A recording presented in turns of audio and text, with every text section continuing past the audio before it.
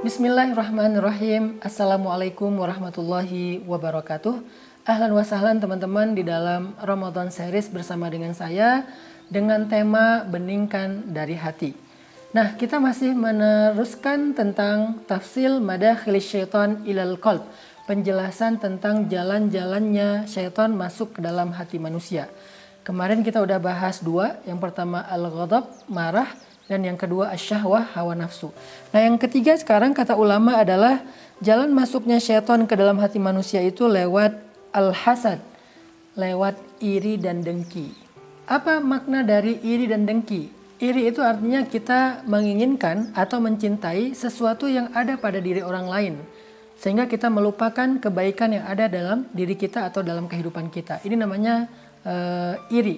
Sedangkan dengki lebih parah daripada iri, di mana kita menginginkan dan mencintai sesuatu yang ada pada diri orang lain, lalu kita berharap orang itu kehilangan semua kebaikan-kebaikan yang kita inginkan dari dia. Misalnya ada orang yang sebutlah fisiknya ya, dia misalnya keren, cantik, ganteng, putih, sehingga kita merasa iri, pengen kayak dia, pengen cantik, pengen ganteng kayak dia. Lebih parah lagi kita dengki, pengennya dianya jadi jelek gitu. Siapa tahu kita berharap dia celaka, kena musibah sehingga dia jadi nggak keren lagi. Itu namanya dengki. Jadi iri dengki ini adalah sifat dasar manusia yang semua orang sebetulnya punya. Rasa iri itu punya. Tetapi ada yang kemudian dipupuk menjadi sesuatu yang penyakit besar kayak kanker gitu kalau di dalam fisik kita. Ada yang kemudian ditekan sehingga dia tidak terlalu dominan gitu.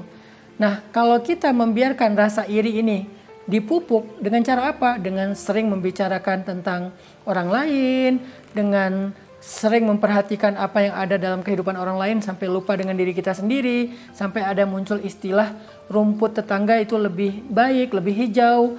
Nah, kalau kita sering ngelihat keluar dan melupakan diri kita, berarti kita sedang memupuk rasa iri dan dengki, dan itu akan jadi celah masuknya syaitan. Sampai Nabi bersabda, keinginanmu terhadap sesuatu seringkali membuat engkau merasa buta dan tuli. Jadi keinginan kita terhadap sesuatu sering membutakan kita dan membuat kita tidak lagi mampu mendengar hal-hal yang baik atau nasihat-nasihat yang baik. Karena terlalu menginginkan, harison, terlalu pengen apa yang orang lain punya. Ada orang yang misalnya karena ngelihat postingan-postingan di sosial media ya, ada artis, sebutlah artis tuh jalan-jalan ke luar negeri atau memamerkan kendaraan yang mobil sportnya misalnya. Atau ada juga yang seleb menikah dan biaya pernikahannya, acara weddingnya menghabiskan dana sekian miliar misalnya. Terus kita yang menonton itu lewat gosip, lewat gadget yang viral di sosmed, tiba-tiba muncul rasa menginginkan. Kalau masih sedikit menginginkan, masih wajar karena itu sifat dasar manusia. Tapi kalau kita sering-sering nonton yang kayak gitu, lama-lama jadi kepengen banget kan. Akhirnya karena kita kepengen banget, masuklah syaitan, menggelapkan pikiran kita.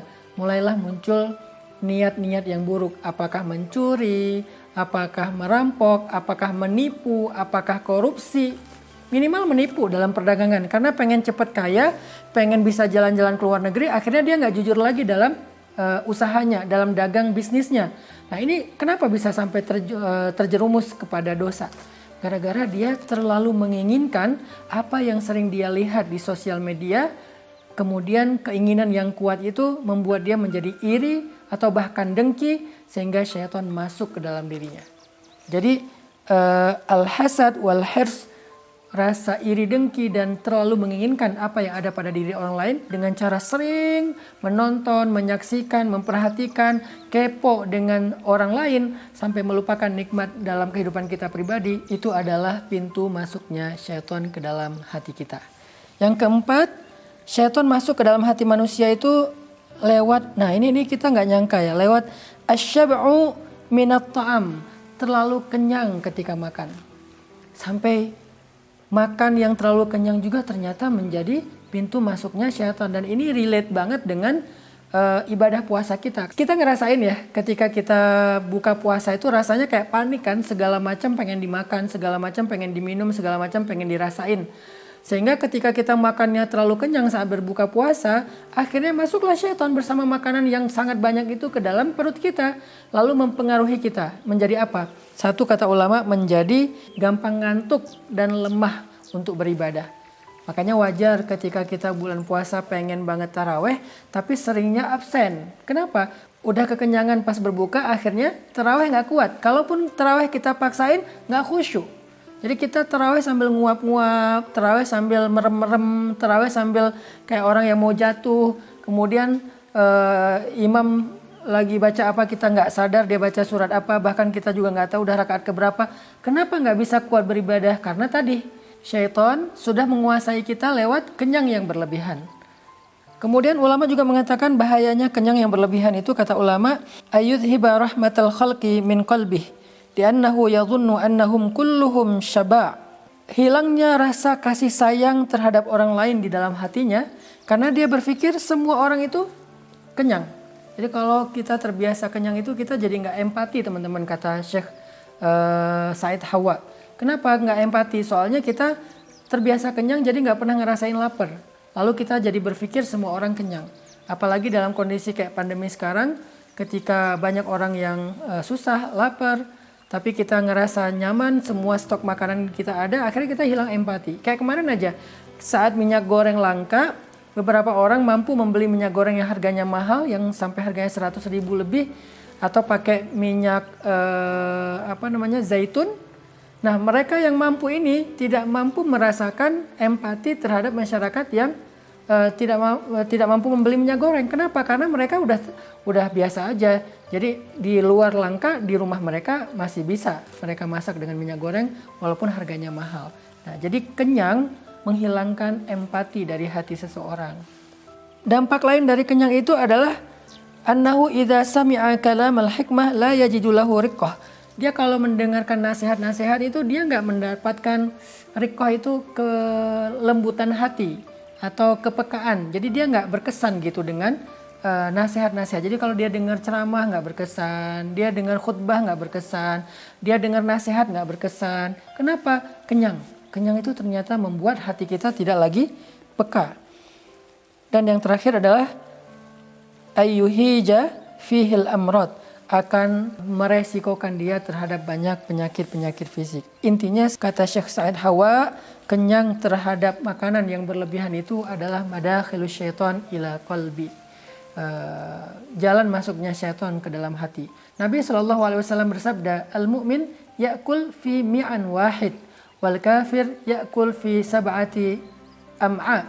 Mukmin itu makan dengan satu usus, artinya hanya satu bagian usus dari sekian banyak bagian-bagian ususnya, sedikit saja, asal bisa menegakkan tulang punggungnya. Ini juga harus kita latih, termasuk saya pribadi ya. Jadi kadang-kadang kalau makannya enak, kita jadi lupa diri gitu. Ternyata itu berpengaruh bukan hanya terhadap kesehatan fisik kita, tapi juga kesehatan hati dan jiwa kita. Selanjutnya, di antara jalan masuknya syaitan ke dalam hati manusia itu adalah hubbut tazyin minal athath wathiyab waddar. Suka berhias secara berlebihan, baik itu yang berhubungan dengan perabotan, kemudian rumah, kendaraan, pakaian.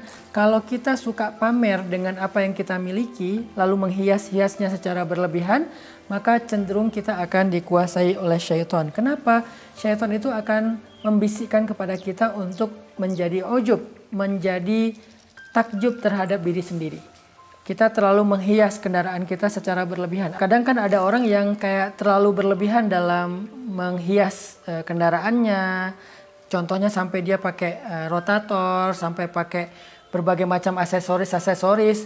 Lalu dengan hiasan-hiasan yang sangat banyak itu dia jadi membandingkan antara kendaraan dia dengan kendaraan orang lain. Muncullah rasa sombong di situ tanpa dia sadari. Terus emang nggak boleh kita menghias kendaraan, rumah dan seterusnya? Boleh. Yang dilarang itu berlebihan. Apa indikator berlebihan yang bisa memunculkan rasa sombong? Kita bisa istafti qalbak, tanya ke hati kita masing-masing. Kita menghias kendaraan itu supaya lebih safety, tambahin kayak tadi misalnya ada palang di belakang biar nggak ditabrak motor sama angkot, atau misalnya ditambahin lampu fog lamp, atau misalnya kayak di dalam kabinnya kita pasangin beberapa aksesoris kebutuhan kita. Kalau itu tidak memunculkan rasa sombong, maka itu menghias yang dibolehkan. Termasuk rumah, termasuk pakaian. Tapi kalau kita pakai pakaian yang membuat kita merasa sombong, ini branded, maka itu sudah termasuk hubbut tazyin, mencintai perhiasan yang membuat seseorang itu kemudian membuka jalan masuknya syaitan ke dalam hatinya. Semoga ini bisa menjadi sesuatu yang membangkitkan rasa kesadaran kita untuk hati-hati, lebih aware dengan madakhilus syaitan, celah-celah masuknya syaitan, lalu itu akan membuat kita lebih terjaga dalam kebaikan dan terhindar dari berbagai macam keburukan. Kita akan lanjutkan lagi pembahasan tentang madakhilus syaitan ini dalam episode-episode berikutnya. Barakallahu fikum.